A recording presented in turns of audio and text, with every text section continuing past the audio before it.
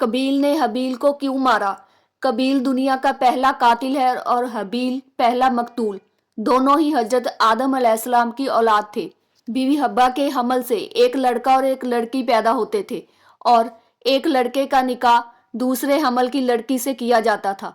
ये अल्लाह ताला का हुक्म था।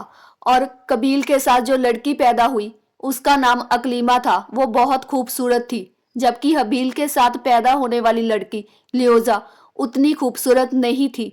जब हजरत आदम अलैहिस्सलाम ने कबील का निकाह लियोजा से और हबील का निकाह अकलीमा से करना चाहा तो कबील ने कहा कि मुझे ये मंजूर नहीं, मेरा निकाह अकलीमा से ही होना चाहिए।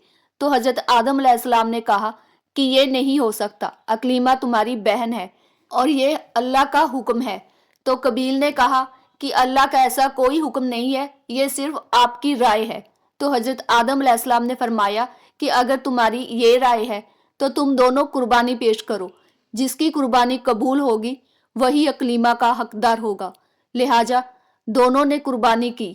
कबील खेती बाड़ी का काम करता था, उसने गंदम कुर्बानी के तौर पर पेश की और हबील बकरियां चराता था, उसने एक बकरी कुर्बानी की और दोनों ने अपनी कुर्बानी पहाड़ पर रख दी। उस वक्त कुर्बानी कबूल होने की निशानी ये होती थी कि आसमान से आग आती और जिसकी कुर्बानी कबूल होती उसे जलाकर राख कर देती। लिहाजा आसमान से आग आई और हबील की कुर्बानी को जलाकर राख कर दिया।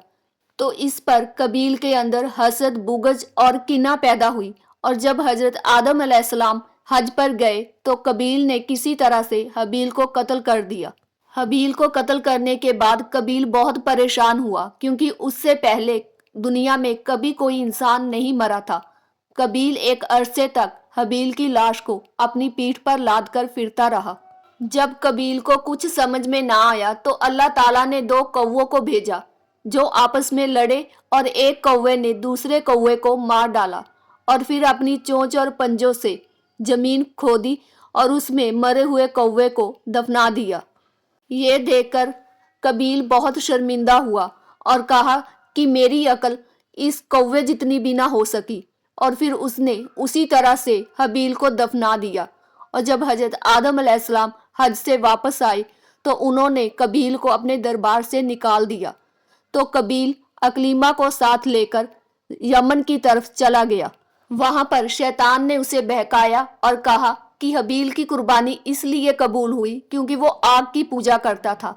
लिहाजा कबील ने आग की पूजा शुरू कर दी।